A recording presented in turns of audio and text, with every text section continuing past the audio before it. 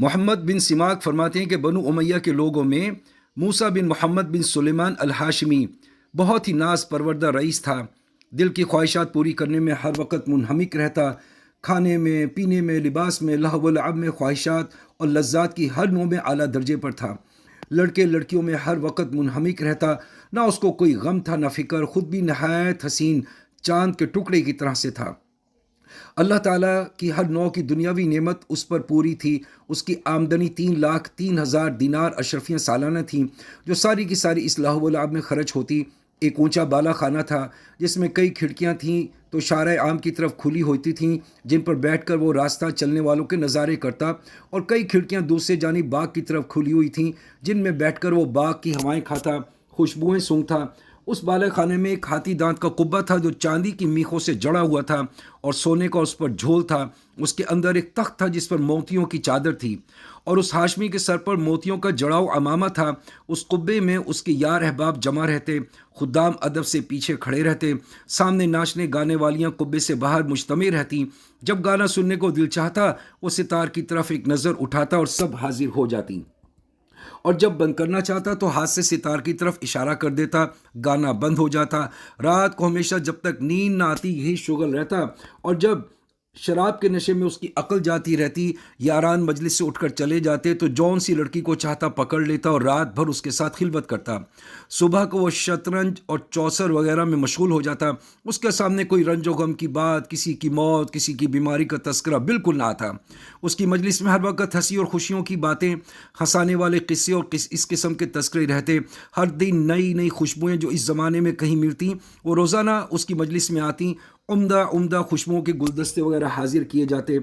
اسی حالت میں اس کے 27 برس گزر گئے۔ ایک رات کو وہ حسب معمول اپنے قبے میں تھا، دفعتاً اس کے کان میں ایک ایسی سریلی آواز پڑی جو اس گانے والیوں کی آواز سے بالکل جدا تھی، لیکن بڑی دلکش تھی۔ اس کی آواز نے کان میں پڑتی اس کو بے چین سا کر دیا۔ اس نے اپنے گانے والوں کو بند کر دیا اور قبے کی کھڑکی سے باہر سر نکال کر اس آواز کو سننے لگا، اور آواز کبھی اس کے کان میں پڑتی کبھی بند ہو جاتی۔ اس نے اپنے خدام کو حکم دیا، یہ آواز جس شخص کی آ رہی ہے اس کو پکڑ کے لاؤ۔ شراب کا دور چل رہا تھا۔ خدام جلدی سے اس آواز کی طرف دوڑے اور اس آواز کو تلاش کرتے کرتے ایک مسجد میں پہنچے، جہاں ایک جوان نہایت ضعیف بدن والا، زرد رنگ، گردن سوکھی ہوئی، ہونٹوں پہ خشکی آئی ہوئی، بال پرا گندا، پیٹ کمر سے لگا ہوا، دو ایسی چھوٹی چھوٹی لنگیاں اس کے بدن پر کہ ان سے کم میں نہ بدن ڈھک سکے، مسجد میں کھڑا ہوا اپنے رب کے ساتھ مشغول تلاوت کر رہا۔ یہ لوگ اس کو پکڑ کر لے گئے، نہ اس نے کچھ کہا نہ بتایا۔ ایک دم اس کو مسجد سے نکال کر وہاں بالا خانے پر لے جا کر اس کے سامنے پیش کر دیا کہ حضور یہ حاضر ہے۔ وہ شراب کے نشے میں کہنے لگا، یہ کون شخص ہے؟ انہوں نے عرض کیا، حضور یہ وہی شخص ہے جس کی آواز آپ نے سنی۔ اس نے پوچھا کہ تم اس کو کہاں سے لائے ہو؟ وہ کہنے لگے، حضور یہ مسجد میں تھا، کھڑا ہو کے قرآن شریف پڑھ رہا تھا۔ اس رئیس نے اس فقیر سے پوچھا، تم کیا پڑھ رہے تھے؟ اس نے اعوذ باللہ پڑھ کے یہ آیتیں شروع کی، اعوذ باللہ من الشیطان الرجیم، بسم اللہ الرحمن الرحیم، ان الابرار لفی نعیم علی الارائک ینظرون تعرف فی وجوہہم نظرۃ النعیم یسقون من رحیق مختوم ختامہ مسک وفی ذلک فلیتنافس المتنافسون ومزاجہ من تسنیم عینا یشرب بها المقربون۔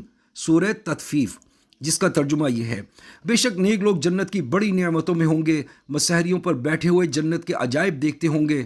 اے مخاطب، تو ان کے چہروں پر نعمتوں کی شادابی اور سرسبزی محسوس کرے گا، اور ان کے پینے کے لیے خالص شراب سر بمہور جس پر مشک کی مہر ہوگی ملے گی۔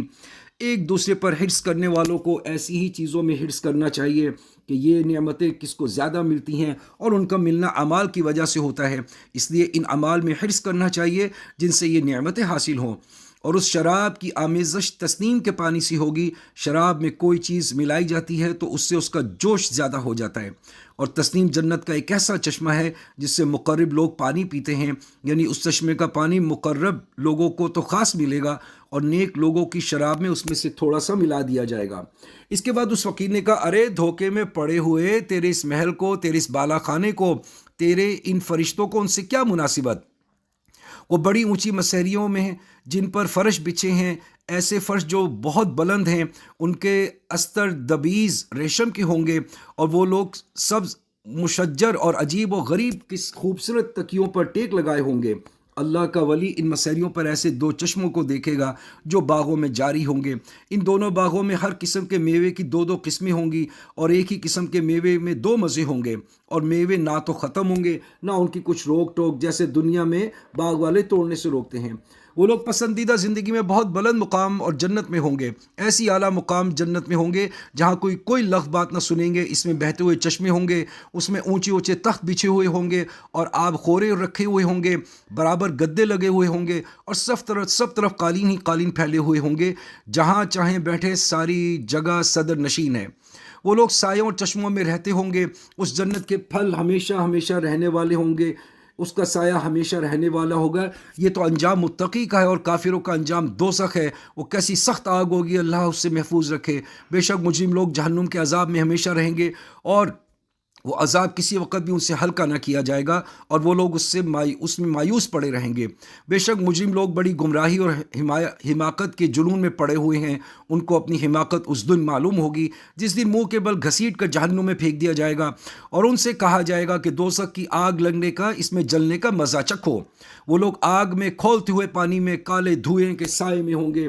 مجرم اس وقت اس بات کی تمنا کرے گا کہ اس دن کے عذاب سے چھوٹنے کے لیے اپنے بیٹوں کو، بیوی کو، بھائی کو، سارے کنبے کو جن میں وہ رہتا ہے، تمام روئے زمین کے آدمیوں کو اپنے فدیے میں دے دے اور کسی طرح عذاب سے بچ جائے۔ لیکن یہ ہرگز نہیں ہوگا۔ وہ آگ ایسے شعلے والی آگ ہے کہ بدن کی کھال اتار دے گی۔ وہ آگ ایسے شخص کو خود بلاوے گی جس نے دنیا میں حق سے پیٹھ پھیری ہوگی اور اللہ تعالیٰ سے بے رخی کی ہوگی، اور ناحق مال جمع کیا ہوگا اور اس کو اٹھا کر حفاظت سے رکھا ہوگا۔ یہ شخص نہایت سخت مشقت میں ہوگا اور نہایت سخت عذاب میں ہوگا، اور اللہ تعالیٰ کا غصہ اس کے اوپر ہوگا۔ وہ لوگ اس عذاب سے کبھی نہ نکلنے والے ہوں گے۔ اس کلام میں اس فقیر نے جنت اور دوزخ کی بہت سی آیات کی طرف اشارہ کر دیا جن کی صورت اور رکوع کا حوالہ لکھا گیا ہے۔ وہ ہاشمی رئیس فقیر کا کلام سن کر اپنی جگہ سے اٹھا، فقیر سے معانقہ کیا اور خوب چلا کر رویا، اور اپنے سب اہل مجلس کو کہہ دیا تم سب چلے جاؤ، اور فقیر کو ساتھ لے کر صحن میں گیا، ایک بوریے پر بیٹھ گیا، اپنی جوانی پر نوحہ کرتا رہا، اپنی حالت پر روتا رہا۔ وہ فقیر اس کو نصیحت کرتا رہا یہاں تک کہ صبح ہو گئی۔ اس نے اپنے سب گناہوں سے اول فقیر کے سامنے توبہ کی اور اللہ تعالیٰ سے اس بات کا عہد کیا کہ آئندہ کبھی گناہ نہ کروں گا۔ پھر دوبارہ دن میں سارے مجمع کے سامنے توبہ کی اور مسجد کا کونا سنبھال کر اللہ کی عبادت میں مشغول ہو گیا۔ وہ اپنا سارا ساز و سامان، مال و متاع سب فروخت کر کے صدقہ کر دیا، اور تمام نوکروں کو موقوف کر دیا، اور جتنی چیزیں ظلم و ستم سے لی تھیں سب اہل حقوق کو واپس کی۔ غلام اور باندیوں میں سے بہت سے آزاد کیے اور بہت سے فروخت کر کے ان کی قیمت ادا کر دی، اور موٹا لباس اور جو کی روٹی اختیار کی۔ تمام رات نماز پڑھتا، دن کو روزہ رکھتا، حتیٰ کہ بزرگ اور نیک لوگ اس کے زیارت کو آنے لگے۔ اتنا مجاہدہ شروع کیا کہ لوگ اس کے حال پر رحم کھانے لگے اور مشقت میں کمی کرنے کی فرمائش کی۔ وہ اس کو سمجھاتے کہ اللہ تعالیٰ نہایت کریم ہے، وہ تھوڑی محنت پر بہت زیادہ اجر فرماتے ہیں، مگر وہ کہتا کہ دوستو میرا حال مجھی کو معلوم ہے، میں نے اپنی مولا کی رات دن نافرمانیاں کی ہیں، بڑے سخت گناہ کیے ہیں۔ یہ کہہ کر وہ رونے لگتا اور خوب روتا، اور اسی حالت میں ننگے پیر حج کو چلا گیا۔ ایک موٹا کپڑا بدن پر تھا، ایک پیالہ اور ایک تھیلا صرف ساتھ تھا۔